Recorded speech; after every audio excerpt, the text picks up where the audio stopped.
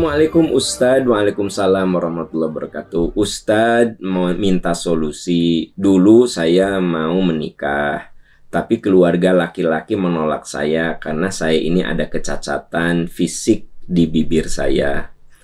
Nah, ketika saya ditolak dan saya merasa terhina, sampai sekarang saya takut kalau mau diperkenalkan pada keluarga laki-laki. Padahal calon suami saya bisa menerimanya.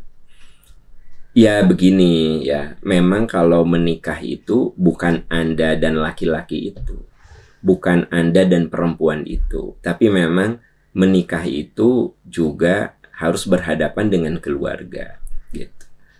Anda punya trauma ya, pernah dekat dengan seorang lelaki, ya dia mau terima kekurangan fisik Anda.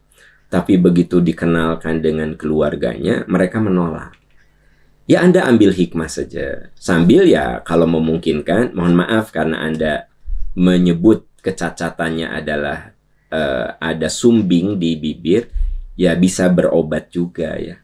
Kan sekarang banyak juga tuh pengobatan gratis bibir sumbing ya. Teman-teman kita di kedokteran biasanya suka ada program-program charity, program-program sosial untuk itu. Nah, Anda coba ikut. Jadi tetap Anda juga kudu untuk memunculkan kepercayaan diri, suatu yang bisa diobati, ya obati, tidak apa-apa. Karena menyempurnakan apa yang kurang di wajah kita itu boleh. Ada yang bilang operasi kecantikan itu haram. Enggak juga. Kalau itu sifatnya mengembalikan. Orang mengalami kecelakaan ya, sampai wajahnya rusak, lalu dioperasi kecantikan, operasi plastik ya. Ternyata hasilnya jadi lebih bagus. Ya nggak masalah. Gitu. Ya, ada orang yang mengalami kecelakaan, hidungnya rusak. Akhirnya direkonstruksi sama dokter-dokter yang ahli kecantikan.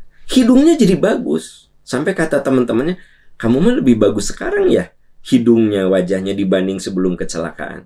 Dosa enggak? Ya enggak. Itu namanya berobat. Nah, Anda mengalami bibir sumbing ya, sehingga kadang tidak percaya diri. Ya, bisa Anda berobat. Dan sekarang sekali lagi, coba Anda cari infonya, banyak kok. Saya sering mendengar berita-berita. Bahkan di Percikan Iman seringkali kita juga ada beberapa kerjasama ya,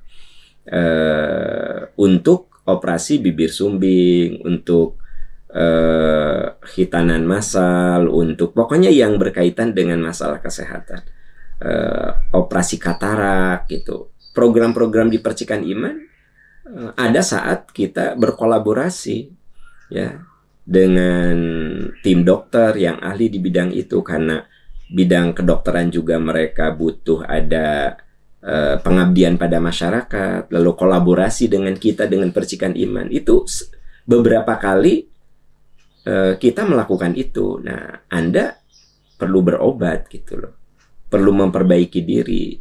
Nah, di samping Anda harus siapkan mental ya. Memang yang namanya menikah itu tidak cukup sekedar Anda dan calon suami Anda. Tapi Anda harus menerima kenyataan menikah itu menyatukan dua keluarga besar. Nah, disinilah maka menikah itu menyatunya aku dan kamu menjadi kita. Itu yang suka disebut dalam bahasa psikologinya transformasi, psikologi sosialnya itu transformasi identitas. Jadi saya dan istri saya terjadi transformasi. Ada bagian dari keluarga istri saya yang saya adopsi, dan ada juga kebiasaan dari keluarga saya yang diadopsi oleh istri saya, oleh keluarga istri saya. Nah, itu namanya transformasi identitas. Jadi, yang namanya menikah itu bukan menyatukan dua insan yang berbeda, ya. Bukan sekedar menyatukan. Tetapi bagaimana dua insan yang berbeda itu beradaptasi masing-masing. Jadi saya harus beradaptasi pada kebiasaan keluarga besar istri saya.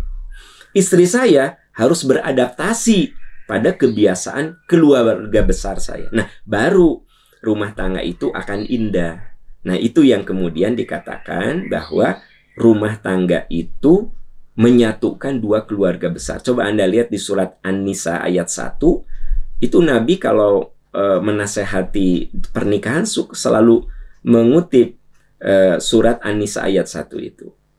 Bahwa Allah telah menjadikan kamu dari satu jiwa, kemudian berkembang biak, ya, dan kamu ikat dirimu dan istrimu itu dengan silaturahmi, begitu. Itu ya. Wallahu a'lam bissawab.